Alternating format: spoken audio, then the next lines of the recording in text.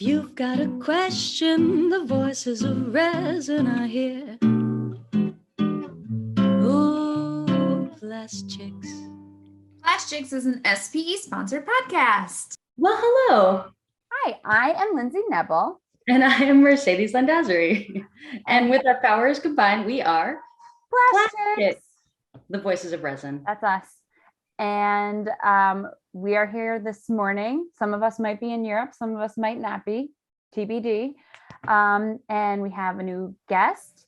And yeah. I was really hoping you'd jump in and save me there. Oh, sure. I'm really spiraling this morning. So this is a guest.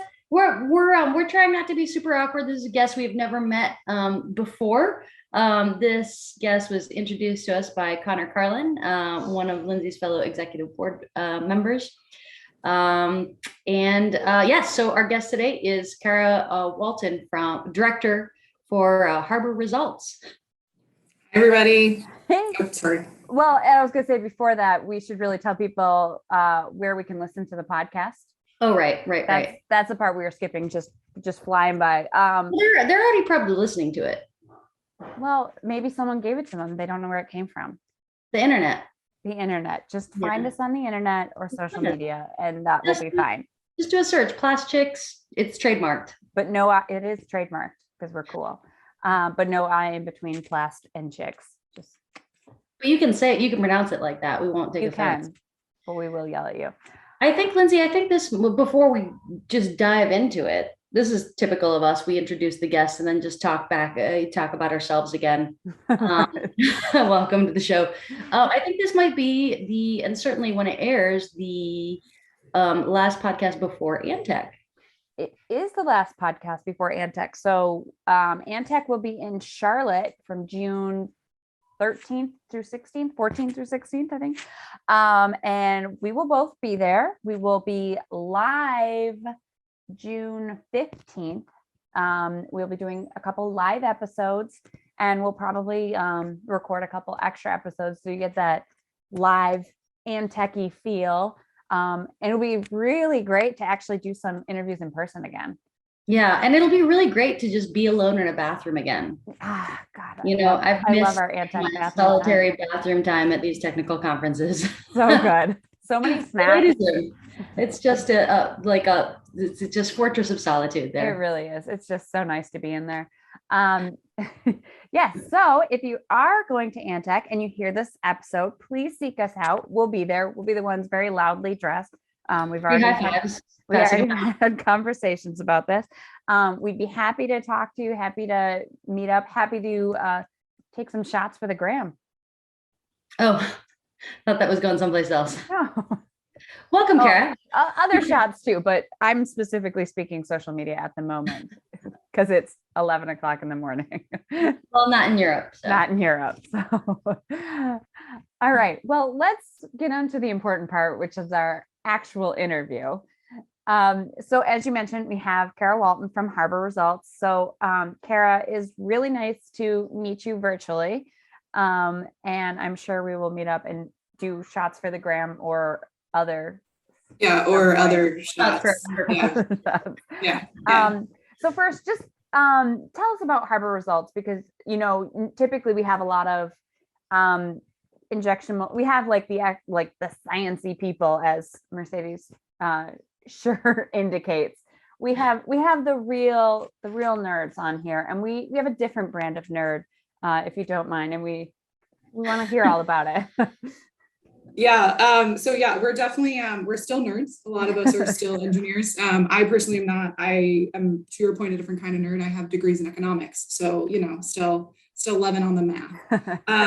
But so basically Harbour Results as an organization, we do a lot of consulting and manufacturing benchmarking. So we're based in Southfield, Michigan. We're a small company. We really only have about 20 people consistently working in our organization. And what we do, right, and our goal as a company is to make North American manufacturing better. We work a lot in the plastic injection molding space. A lot of our consultants come out of running molding facilities, right? And then some come out of like stamping and die casting as well. So we kind of have two tiers of the business. On one side, we work more specifically kind of on shop floors, right? Understanding project management, launch of new programs, all that fun stuff.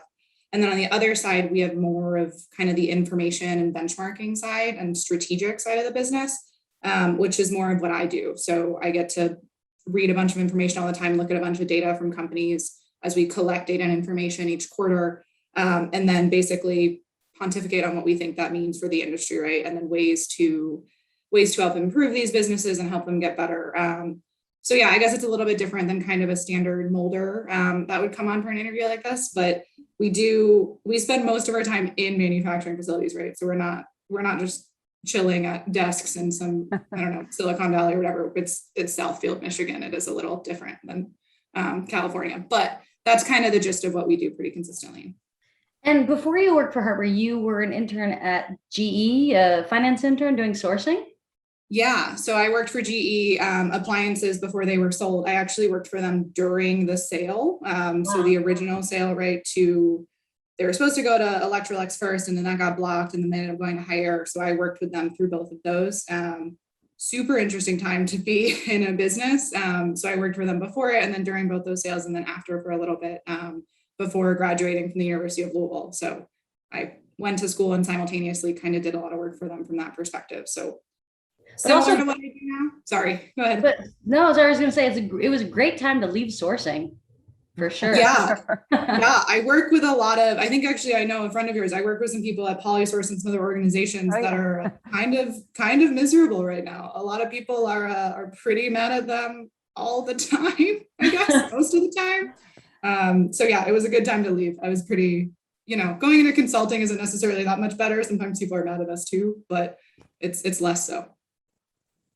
Yeah, the sourcing alone, I know I see it.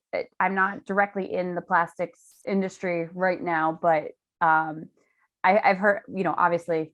Well, you used to do sourcing in the plastics industry, though. Yes, and any industry is really not going to get away from plastics in general. And I've had a couple people be like, "Can you believe these?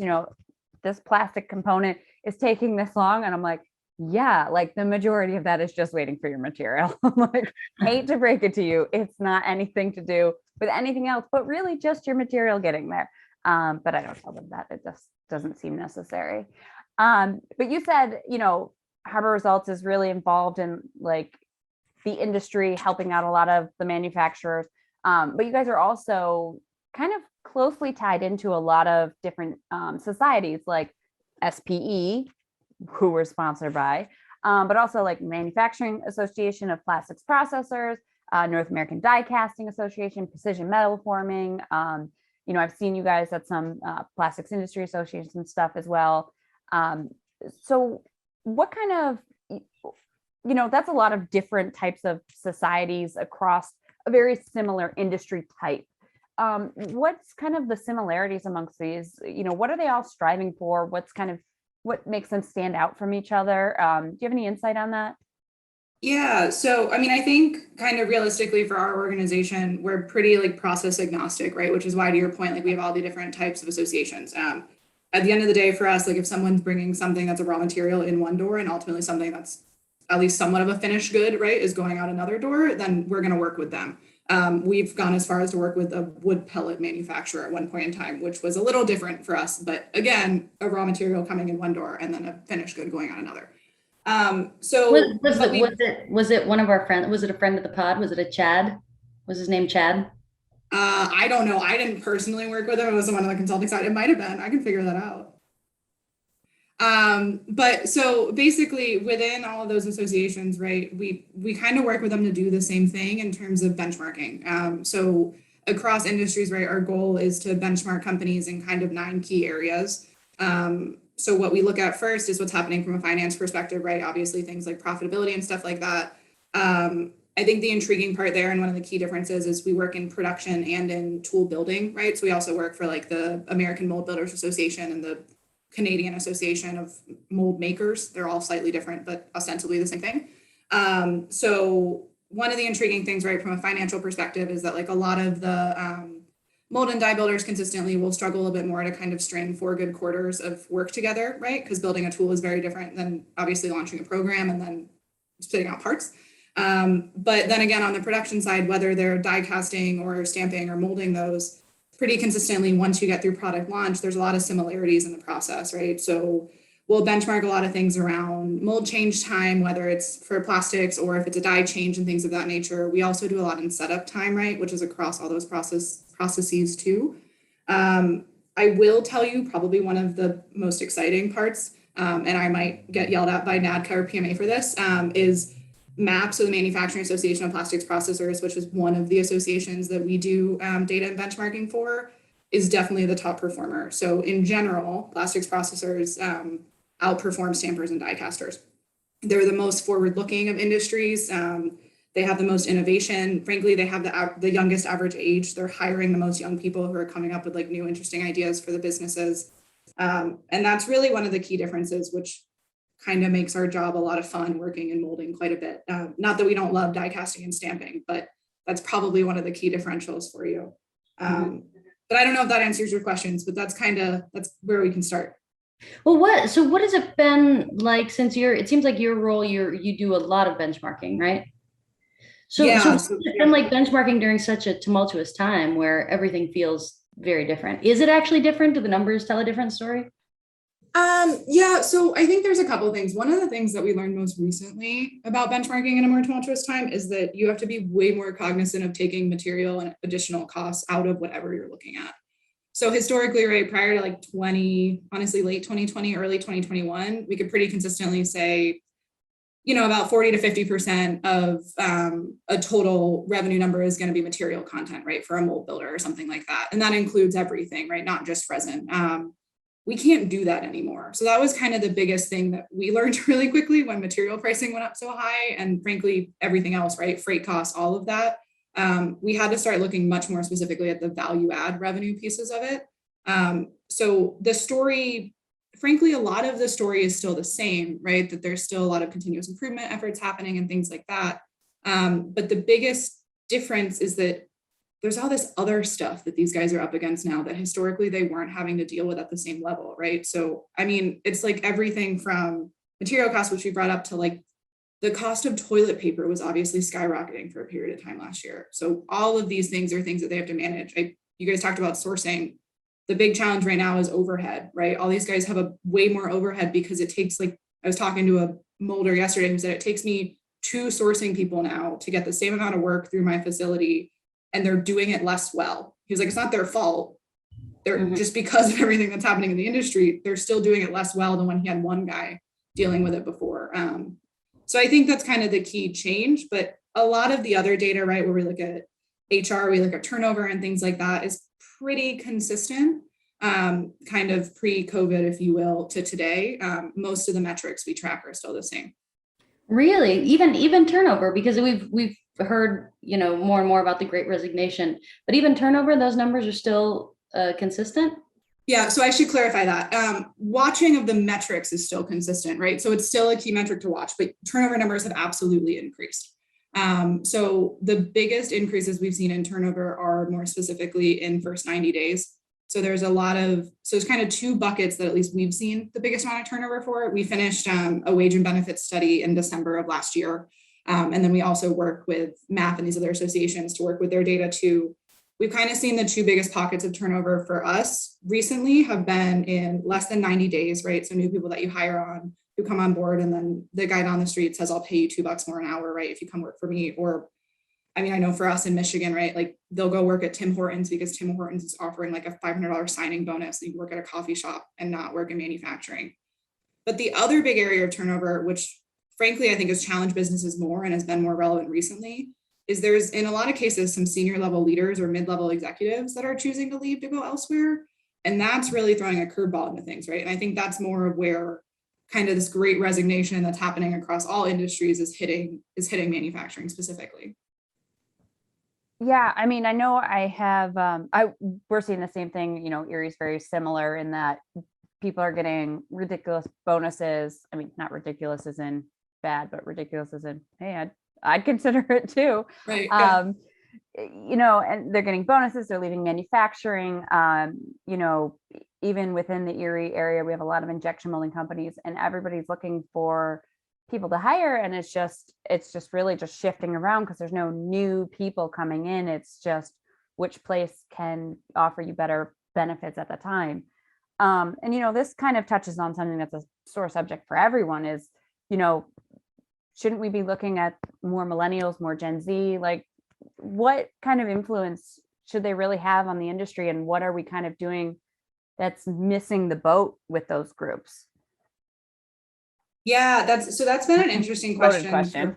Yeah, it's a big one, but it's one that comes up a lot lately, right? I think I guess to look at it positively first off, right? I think the exciting part is that like a couple years ago, I would hear the question and be like, well, what are we going to do with these damn millennials, right? Versus now the question is like, okay, we get it. Like they're here to stay clearly because they're the largest generation in history. And then the next largest one is obviously Gen Z is coming in behind them. So like, how are we going to work with them, right? So I do think like that evolution initially has been exciting, at least for me as a millennial. It's been cool to kind of change the rhetoric associated with it.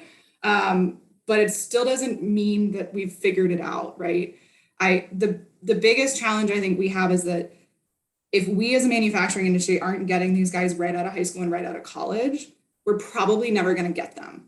And the reason why I say that is because like, I know when I was looking for jobs when I was graduating school, right? Like at that point, if someone had offered me a job to go live in San Francisco and be able to afford to live in a tiny studio apartment, but I don't know, do whatever cool San Francisco stuff people do, I might have done it at 21, right? I would have thought that was awesome. And then if I had stuck in that realm in leisure and hospitality or in tech for 10 years, it'd probably be a lot harder for someone to convince me to move to Detroit or move to Erie or wherever and work in manufacturing, right? But if we can get these people in the door right away, that's a little bit of a different situation. You realize though, of course, that you're actually telling the story of my path to the industry, that I'm from San Francisco, originally worked in hospitality in Chicago and started working. Yeah. So how'd that work? Like, I'm an outlier. How are you convinced? We don't take her into this. Do not count her in your next survey. Yeah, no. Well, this interview is not about me. It's about you. But no, I really think that growing up in San Francisco, where the our biggest industry was hospitality. My cousins and I all worked in the same hotel. And I didn't think that anything was made in the United States. The first time I walked into a factory of any kind, it was I was doing energy sales and walked into the back door of a plant and saw fortune cookies being made on a conveyor belt. And I was just so smitten and just knew I had to get in, but didn't know how. I'm glad you found a way in that. But I think that's fair, right? I think a lot of times it's just making people realize that there is a lot of stuff that's made here though, right? And that it's actually really interesting the way we make it. Like, I don't, even on the tooling perspective, right? I'm a big geek in tooling. I honestly love like mold manufacturing more than I love molding. Lindsay's so happy right now. I know. I'm like, our listeners, like just the biggest smile you've ever seen on Lindsay's face. It's fine. It's fine. Right. Listen, I need someone else to like freak out about mold making with. Like, I just can't be by myself getting real excited. Yeah, it's literally so cool though. Because if you think about it, right? So even if you have people who like start to figure out that there's things that are molded in this country, right? Like you have dashboards, you have, I don't know, washing machines, whatever the heck, all the stuff that has plastic in it. A lot of people still don't think about the fact that like you have to build a mold with that's like really intense, and you have to spread resin absolutely correctly, and you have to manage all this stuff that the molder's not doing that. The mold builder's figuring all that out. When I first got into the plastics industry, and started kind of like, I'm in my classes and like telling my parents like, this is a gate and, stuff like that. They'd be like, well, how do you make this? Well, why can't you just do this? Well, why can't you just do this? And I was like, oh, there's a lot that people like, obviously I am now being trained for this, but like, there's a lot people totally just let fly by or just don't consider like, you are actually taking steel, squishing it, and you got to get it back out is the key. That's always the key for me. You can squish anything in steel. Getting it out is where you're really going to run into problems. Right. Yeah. And it's crazy. And like, they have to, I don't know. I could talk about tool building specifically all day. Also on the dye side, it's awesome to look at dyes and like because again, right, like it's not resin, but you still have to, steel is steel, right? Like it's not easy to put into a different shape. Like it doesn't happen very quickly. Right. So it's the same thing, right? The same way you have to deal with how you get resin back out or then get a part back out, you got to figure it out with steel. And it's just, and same thing with die cast mold building too, right? You got like, you're trying to figure out how to get zinc out of a mold. Like that's not easy to do. I know, I just love it. But going back before we tangent too far off, which we will do, going back to your point about like needing to introduce, especially this upcoming like Gen Z, because they're like what, like 19ish at the old end, I think they're like late teens. I think technically like the youngest year they were, or the oldest year they were born is like 94, 93, or no, I'm sorry, other way, 96, 97. Okay. So yeah. But they're, so a little bit younger even, but the SPE Foundation has been starting to do like a lot of like after school STEM clubs. And I was just telling Mercedes about this, and I actually just saw a post this morning, but they, Sherika Sanders and down in Texas, she had a group that they're putting together. I think they call it like the Lion's Den Plastics Club or something adorable like that. And they gave the kids, I think they're all sixth graders. They gave them all white coats, and they brought them to her facility, and they broke them up into groups. Like each group was like red group, blue group, like black group, and I think like green group, something like that. And then they had them like compound their own material in that color of their group. And then they had the kids like make little sales calls to a customer, and like, oh my goodness, and they had to like get the information and give it to like the one of the sales guys to like quote for them. And like these kids have just been exposed to like, I mean, very quickly, but like just a huge like gambit of what plastics manufacturing can be, not just like, oh, you're just like manufacturing, or you're just like doing this.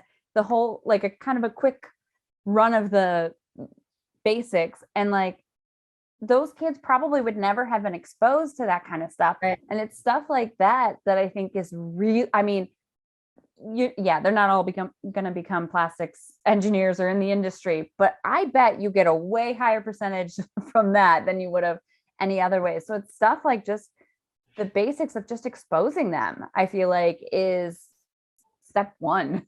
Yeah. Maybe step A, I don't know. So Cara, how did you get exposed to the industry? You went to University of Louisville, which is like, there's a lot of manufacturing around there with P&G, with Hire, right? Yeah. With Hire, yeah. I think they still call it GE down here, honestly, but they probably should switch at some point. So I guess I was one of those kids who did that when I was a child, right? A little bit differently. When I was younger, there weren't necessarily as many programs out there like that, which I think is exciting for the future. But my dad is a career molder. So my dad has spent his whole life in injection molding in the automotive industry and the medical industry. So I was like the little, I don't know, 6-year-old who would like go to the plant and like know which office off the plant floor had the lollipops and like that kind of kid, which is also, they have really great candy. But the gist is, right, so I kind of got my start then, understood manufacturing. So I was really interested in how things were made. Like I was the person who, when I bought my first car, like I wanted to know which tool shop actually like made the dash for it, right, that kind of thing. And then I think from there, when I was in high school and into college, I was really into economics and was that kind of nerd instead, right? And for a while, I thought I was going to go off the manufacturing path, just because I really wanted to be a lobbyist. I wanted to work in DC and do all this cool government stuff. And then I realized kind of the benefits of economics and like understanding macro forces in manufacturing. So I kind of steered my way back into thinking about the benefits of how things are made and simultaneously how that kind of affects us here in North America, right? Because to your point, a lot of people aren't necessarily aware that a lot of things are still made here and they're made really well, and we should probably keep doing that. So that's kind of how I ended up here. Mm-hmm. Preparing for this interview, I was looking at your LinkedIn and seeing that your background is an economist, and it really struck me with your role at Harbour, where you're focused on benchmarking and really focused on the numbers. Numbers tell their own story, right? And I feel like we're at a point in this industry where we have a full generational gap, and we're in danger of losing a lot of tribal knowledge, right? And a lot of the industry revolves, I think, around feeling, right? So it might be something where numbers can really be the change maker in someone's mind. Has that been your experience, or there's a lot of around our industry, right? So I think the benefit that we have with the data, right, is that it's really hard to, and this is, I guess, like an old school term, right? But it's really hard to go in there and like tell someone their baby's ugly, right? Like we have a lot of people who have opened these facilities that like, and not that we're actually going to be Try. children are Lynzie ugly. keeps trying to have pretty babies, and I'm just but they like they I'm open kidding, these guys. I'm facilities. kidding, boys. When you listen later, very beautiful. They're like opening these facilities, right? Or they opened them like 30, 40, 50 years ago. And now their kids or their grandkids are running them. And like, I mean, these are these people's babies, right? Like if they started this facility, like that is their, I mean, it's their blood, sweat, and tears, and probably a lot of their money. So going into those businesses and telling them they need to do better is really hard to do, right? And they don't like hearing that. But to your point, right, that, I mean, that's an emotion, right? It's a very, I mean, this is their livelihood. So the data has really helped us a lot to kind of go in with the mindset of saying, look, at the end of the day, my goal, our organization's goal is we want to make North American manufacturing as good as it can possibly be, because we have to be realistic. It's a global marketplace. You've got a lot of external competition and factors, but we don't want to let you lose the capability to make things here and have your livelihood stay here. So let's talk about the data and information and remove as much of the emotion as we can, right? You can never remove all of it because it's still, I mean, it's important to these people, right? But remove at least some of it, and then really utilize the data to kind of tell us where to start, right? And then it also removes like the individual from it too, which is a big thing, I think, in older generations and younger ones, right? I'm not going to look at Bob and say, Bob's not doing a good job. I don't know anyone named Bob, but whoever, right? We know lots of Bobs. We know perfect. Lot of Bobs. Maybe they're doing a great job. Maybe they're not. I mean, Bob, John, or David, one of them. You could just go. Right. I do. I work with a lot of Davids. There's a lot of, like all of my clients are named Dave. But not all of them, but a lot of them. But it lets you like not necessarily go, okay, so Bob's not doing a good job in purchasing, so we have to replace Bob, right? It's saying, no, maybe your purchasing department isn't functioning the way you want it to function. Let's talk about why that is. Are you understaffed? Have you had someone in that role who's never been formally trained? Do you have a succession plan there, right? Like if this person isn't doing very well and it's because they have one foot out the door and they're retiring in 2 years, do you know who's coming in after to run it and make it better? And I think, I don't know, the scary piece for us, right, and what keeps me up at night is in a lot of cases, the answer is no. We don't have people pegged to come in and take over roles in organizations. So that might have been a long-winded answer to your question, but that's kind of how we attempt to use data to remove emotion and feeling from a lot of it. And I'm going to get off of Mercedes. I know she had a whole ream of philosophical questions, but I'm going to, and as always, as always, came prepared to go completely off topic. 100%. So like kind of, building on that, you're using the data to take the emotion out of it. And I think a topic that we've kind of started to discuss a lot more is diversity in this industry. And I think that's one that comes charged with a lot of emotion as well. Like what kind of data are you using? How is it being received? What are your numbers telling us about the importance of diversity? Because I think a lot of people are using just their emotion versus data. And how often are you talking about it in conversations with the companies that you consult with? Yeah, so it comes up in almost every single conversation that we have with an organization, right? The biggest place that it comes up is on the strategic planning front, right? So every single time we go into a company and we get the senior leaders in the room, right, to talk about strategic planning. First off, it almost always comes up in one of two ways, right? The first way that it comes up is that we have 10 people who all look identical sitting around the table. And then my boss, who's also a woman, and I walk in the door, right? So it comes up pretty quickly and pretty naturally when you're in that situation. And then we talk about it intentionally because our biggest belief, and to your point, Lynzie, what the data shows us is that diversity of thought is going to help you solve problems better and solve them faster. It doesn't just mean you need that whole table to be young people, right? I'm not by no means suggesting that. You need both, right? So you need different genders, you need different ages, you need different races, you need people from different socioeconomic statuses, people from different backgrounds.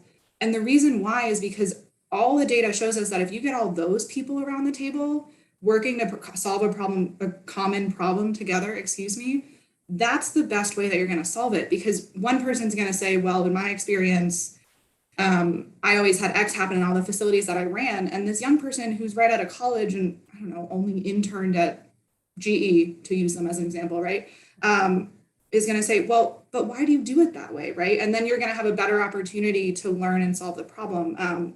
And then you're going to have the same thing. I was driving to Louisville this morning, as I told you guys, for my friend's wedding tonight. It's very different from where I live currently in Baltimore, Maryland, and like the downtown city center versus like Huntington, West Virginia, where I spent the night last night. Having someone who lives in downtown Baltimore and having someone who lives in a town of like 30 people, I'm exaggerating a little bit, but you get the gist. That also, having those two people with those two different life experiences are also going to drive a better opportunity to solve problems more quickly.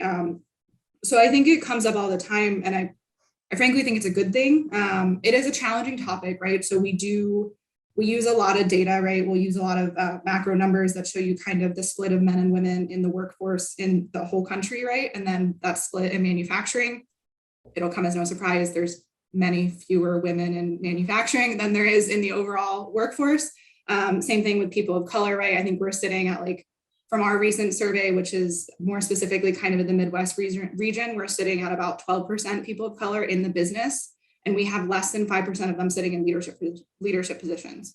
So we kind of tried to also break it out by, not only are you hiring diversely, but are you promoting these people? And are you allowing them to have that upward mobility that you might allow the guy that you've known for 30 years because you golf together, right? Or whatever the situation may be, and giving that equality. So again, I'm not totally sure it answers your question, but at least it gets us closer. No, I mean, yeah, it's very hard to see some people get caught up in that emotion of it and thinking that it's the exclusion of people who have been there for a long time, as opposed to what it really is, which is just the inclusion of additional people. And I think that's an opportunity that gets lost and caught up in, people's emotions and misconceptions about it, as opposed to actually the performance of it. Mm-hmm. Is there any what are some of like the best approaches you've seen people take to getting a more diverse group? Any low-hanging fruit that's, stuff you could be doing that wouldn't, rock their world right away? Tim Hortons. Yes. Just check out Tim Hortons. There you go. Yeah, go to Tim Hortons, go through the drive-through, order a double. That's a very Michigan thing. Double and one ingenue to go. There you go. Yeah. So yeah, I think there's a couple things that are really easy and then a couple things that are really easy to talk about and really hard to implement, right? So there's kind of both. One of the easiest things that we've seen success with is if people don't already have their human resource manager or director sitting on their senior leadership team, they got to get that person up there immediately, right? So that's like the number one thing. We see a lot of companies where the CFO will sit around in a senior leadership team and then the HR manager reports to the CFO. Fun fact, when the CFO is sitting around a senior leadership team, the CFO is talking about the financials of the business. They're not talking about human resources, which is their job. I'm not belittling the CFO, right? They need to be talking about finance. No, you're an economist. You would never belittle the CFO. No, yeah. I think numbers are very important. And I think having cash is very important to run a business, right? So I think that guy should keep doing their job. But I also think that the human resource manager that in a lot of cases reports to CFO should be sitting at that table to play the role of exactly what we're talking about, right? To talk about human resources, to talk about how we're hiring differently. And it's a relatively, I guess it depends on your org structure, right? But it's not that hard to start at least getting that person included in those meetings.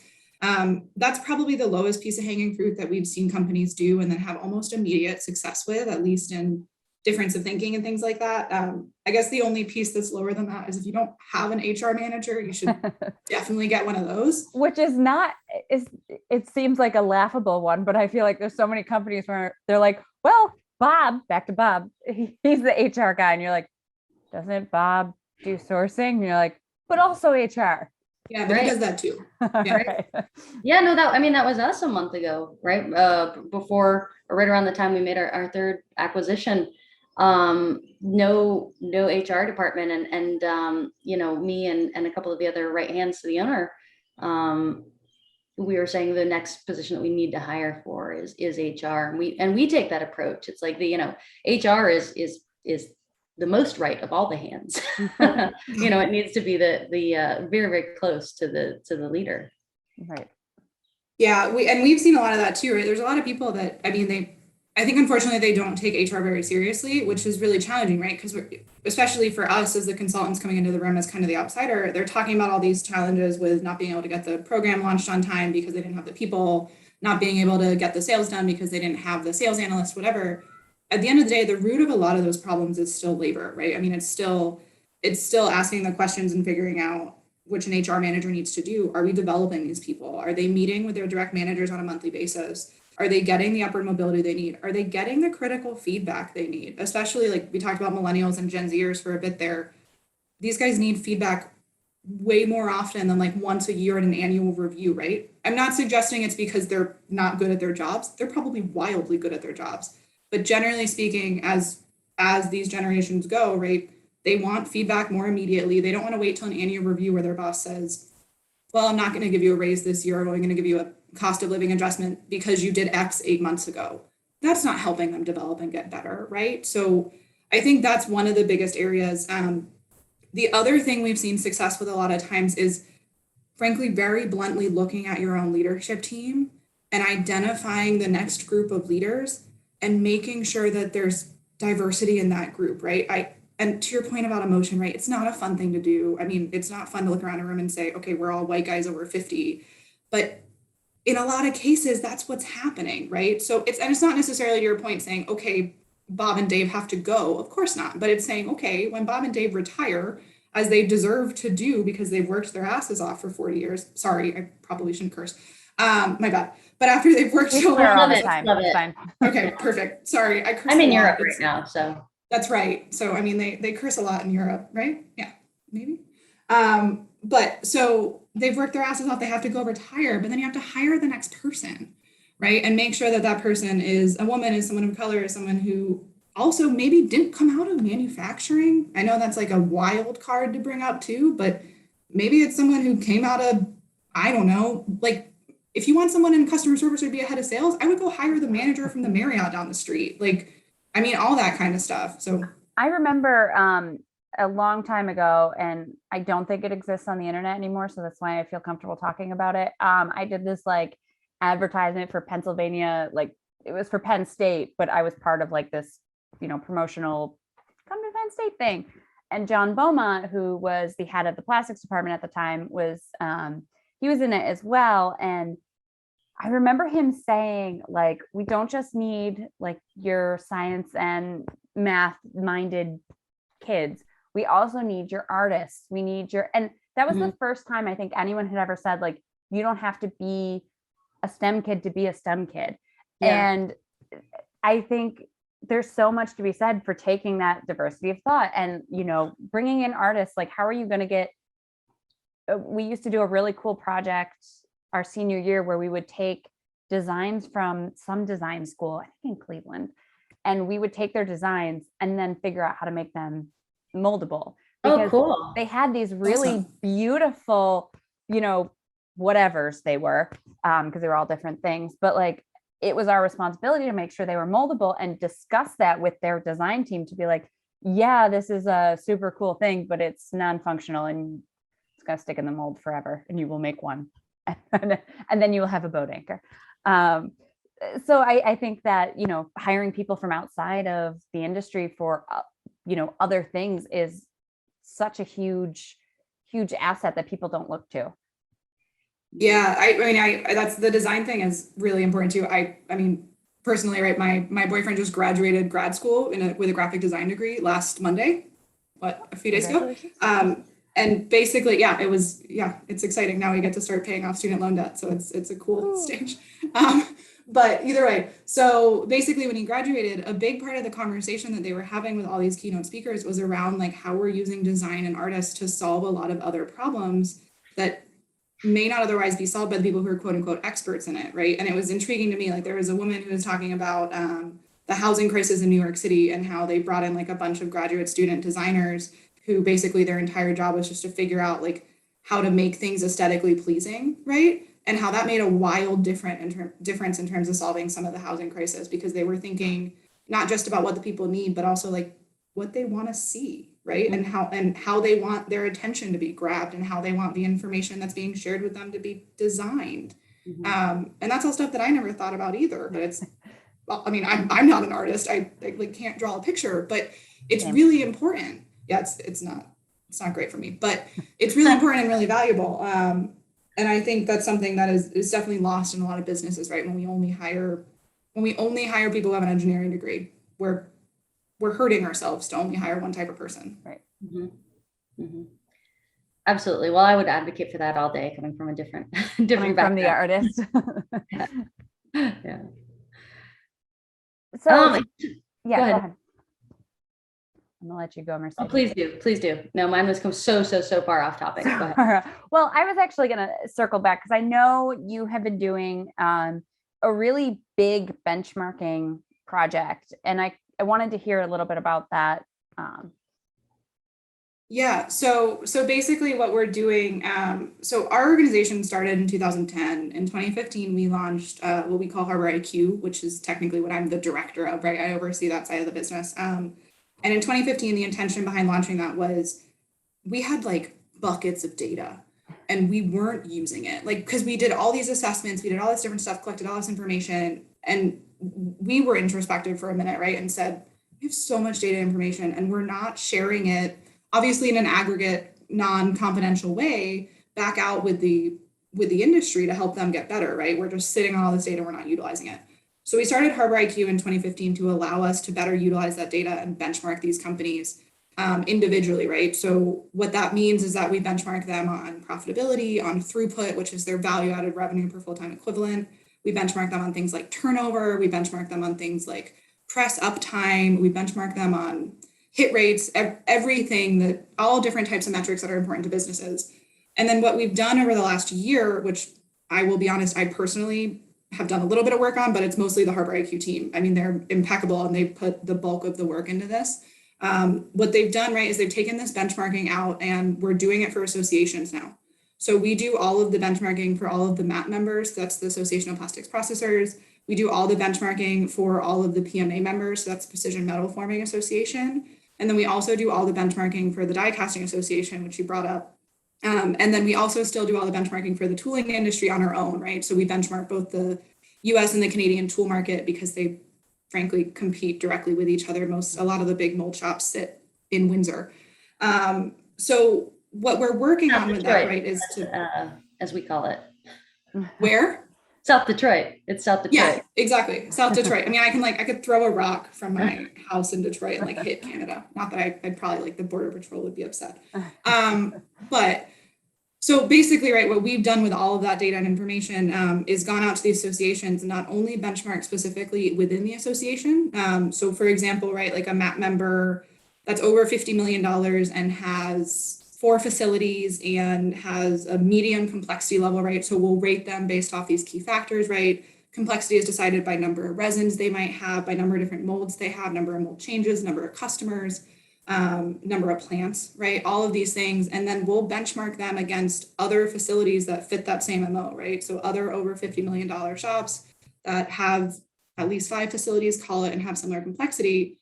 And then it gives them the opportunity to understand how well they're performing without necessarily getting into the nitty gritty of someone else's business, right? I mean, these are all for-profit businesses. These guys obviously don't want to tell someone else their bread and butter and how they're doing what they're doing.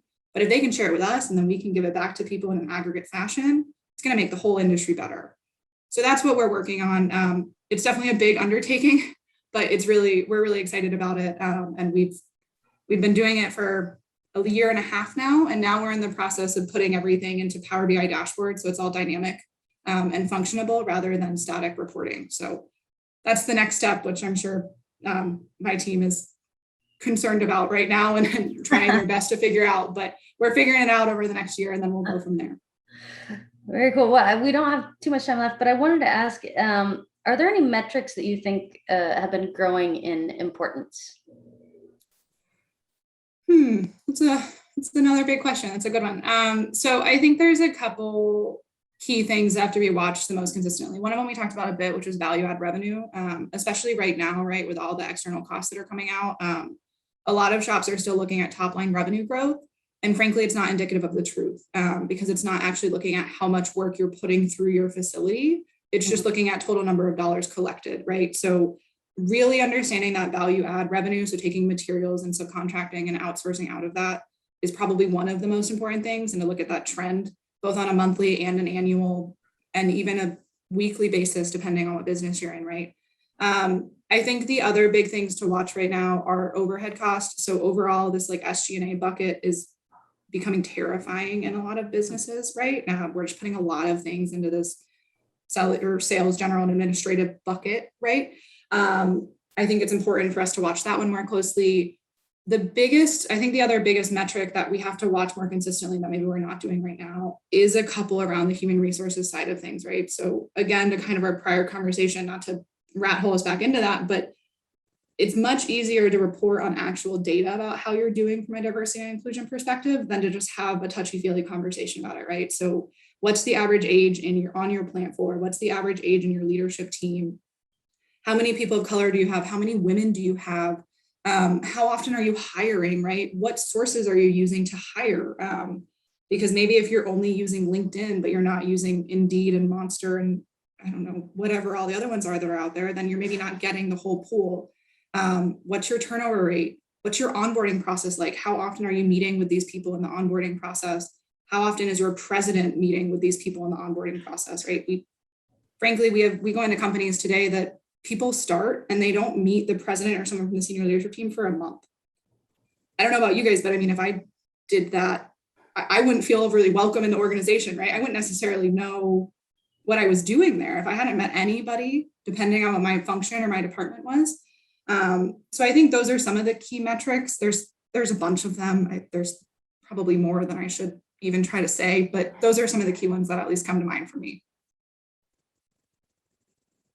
Yeah, I mean, I think I think a lot of that is, you're right. It's stuff that it's easier to look at the data than have the conversation about it. And so it's really nice to see that there are companies that are, compiling the data and starting to talk about it and, moving forward with this, this type of approach. It's just, do you have any more philosophical questions, Mercedes? Well, no, just like a cheap shot. Are Orlando Bloom and Susan Sarandon going to be at the event that you're going to? Did anybody get that? Oh, Elizabethtown? Oh, yeah. No, okay. Yeah, no, they're not. But this is really dorky, but I did go to middle school with someone whose dad's brother was friends with Orlando Bloom's brother. They played tennis together. So you are within 6 degrees of Orlando Bloom. Yes. So that makes sense. And currently maybe within like 90 miles. No, I mean, not that he's in Elizabethtown, but I don't know, not that far away. Just in case, just bring it up, just as a side note. We'll put that actually as part of your title. Yeah. Director of Harbour Results. Also, could you put that first, actually? Like, put the director of Harbour this Results is first. important. Got it. On it. This is the priority. Well, Cara Walton, thank you so much for taking the time on a Saturday for some of us in Europe to chat with us. It's been delightful. I think you're the first economist that we've had on the pod. Yeah, you're a whole new branch here. That's why New I said nerd. new brand and nerd. A whole new type of nerd. Yeah, there's a lot of us out there, so I can give you some names. You can talk to And this will be FOMO when it's broadcasted. But are you going to be at Injection Molding and Design? No, I will not be, unfortunately. Wait, is that the one next week? Yeah. The one in Detroit? Yes. Oh, yeah, I will be. I'm sorry. I forgot. I'll see you there. So now I have to have FOMO. Sorry. I won't be there. I used to live in downtown Detroit, so I know a lot of really great places to go. Cool. Detroit's my jam. I'm getting married there as well. It's my favorite place. I love downtown Detroit. I'm not getting married at the Molding Expo. That'd be Fun. That'd be weird. Getting married at the Rensen? No, I'm not getting married at the Rensen. But yes, I will be there. So I'll watch for you. Yeah, likewise. Well, thanks so much. All right. I forgot how we end our podcast. See you next time.